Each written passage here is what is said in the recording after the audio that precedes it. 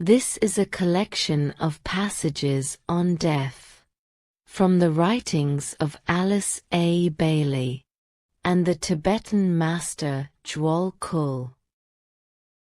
The quotations are interwoven with numerous reports of related near-death experiences. In these events, individuals die in the sense that they believe they died and are often declared dead by the medical profession. But their apparent death is not quite final, and they return to tell of their experience. There is still contact with people, usually those with whom they have been associated in the hours of sleep. There is still the reception of impression from environment and associates, and there is still the recognition of relation with, as on earth, the assumption of responsibility. I grew up in a very dysfunctional type of family environment. I moved from one family to the next, to the next, to the next. I never really got a sense of being a part of a family. But here, these three beings at first greeted me, and eventually a dozen came, and they were my family. I like to think of them as a soul family. And they were welcoming me home.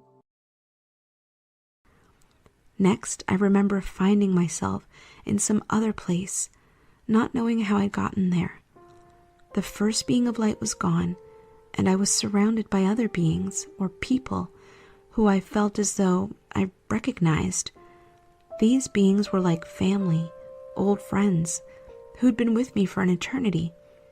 I can best describe them as my spiritual or soul family.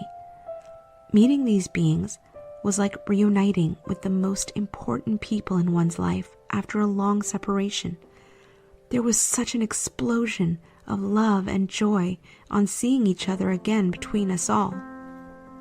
The beings communicated with me and one another in some kind of telepathic way. We spoke without words, directly from mind to mind, or from spirit to spirit. None of us had any bodies. We were all made of some unbeknownst substance, like a concentration of pure light. We were like dots of light in the light,